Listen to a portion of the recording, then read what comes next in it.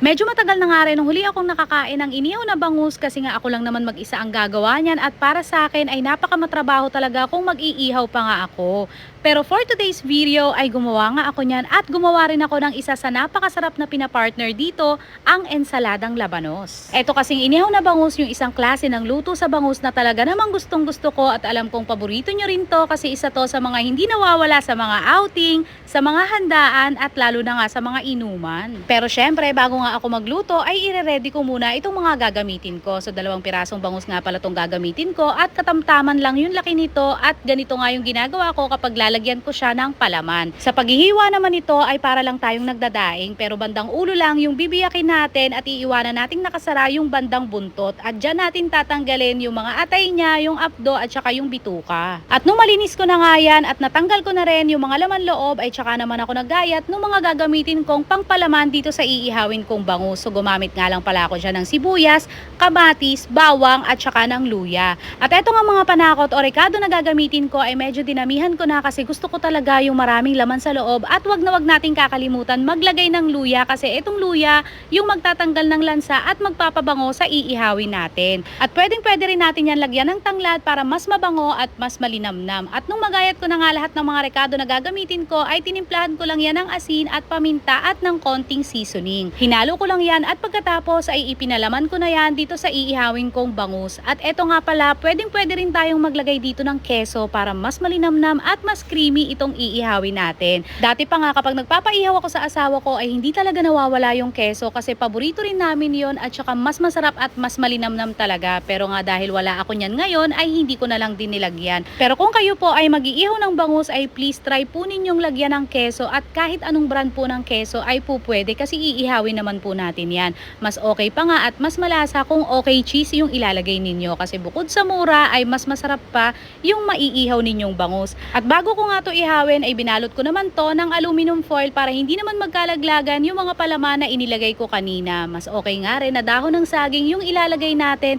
kasi mas magiging mabango at malinamnam itong iihawin nating bangus. Pupwede rin naman na pagkabalot natin ng dahon ng saging ay balutin din natin to ng aluminum foil kasi ang dahon ng saging ay madaling masunog. At nung okay na nga yan at ready ng ihawin ay tinabi ko muna yan at nilagay ko muna sa ref dahil ako naman ay mag-iintindi nitong aking ensaladang labanos. Ganito nga pala yung ginagawa ko para hindi na ako mahirapan sa paggagayat ng labanos. So ginagamitan ko nga pala yan ng peeler para mas pantay-pantay at mas maganda yung magiging itsura nitong aking ensalada. At mas mahihirapan nga ako kung kutsilyo yung gagamitin ko kasi bukod sa hindi to magpapantay-pantay ay baka naman abutin ako ng siyam-siyam. Pagkatapos ko yung magayat lahat ay nilagyan ko naman yan ng asin at saka ko naman nilamas para magtubig at matanggal yung pinakapait niya. Kapag ganito na nga yung itsura niyan, medyo nalanta na at nagtubig na rin ay pipigain naman natin yan at pagkatapos ay huhugasan natin yan ng isang beses para matanggal naman yung alat galing dun sa asin na inilagay natin kanina. At nung mapigaan ko na itong mga labanos ay nagready naman ako ng mga ilalaho ko dito katulad nitong kamatis at saka ng sibuyas. So etong dalawa lang naman yung mga madalas na inilalagay dito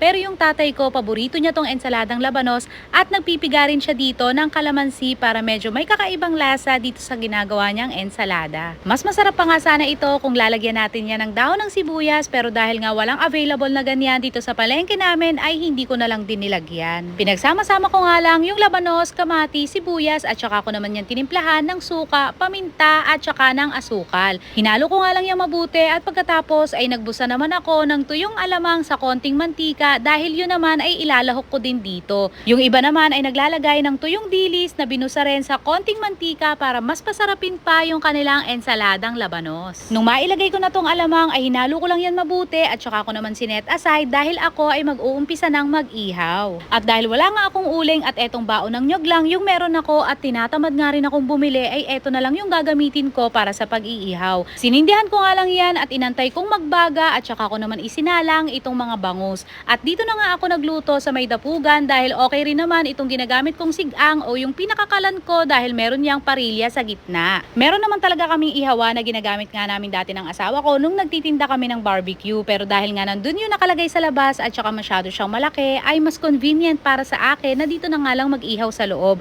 At tuwang-tuwa nga ako kasi for the first time ay napakinabangan ko itong parilya na nakadikit sa aking sigang o yung kalan na ginagamit ko dito sa dapugan. At pagkalipas nga ng mga isang oras ay ayan, luto na ang matagal ko nang kinikreate crave na inihaw na bangus at syempre may katerno yan na ensaladang labanos at ginamos na sisi na alam kong paboritong-paborito nating mga taga-Aklan at alam ko na yung mga matatagal ng mga hindi nakakauwi dito sa atin ay miss na miss nang kumain ng ganyan. Kaya pasensya na po kayo kung medyo matatakam kayo sa video na to. At ano pa nga bang inaantay ninyo? Abay kumuha na nga kayo ng kanin at saluhan nyo nga ako sa pananghalian at sana'y natakam kayo sa aking simpleng video at sana naman ay nakapag-share din ako nung aking mga simpleng natututunan. Maraming salamat po sa panonood at maraming salamat po sa mga patuloy na sumusuporta sa aming simpleng vlogs. Yun lamang po. Thank you!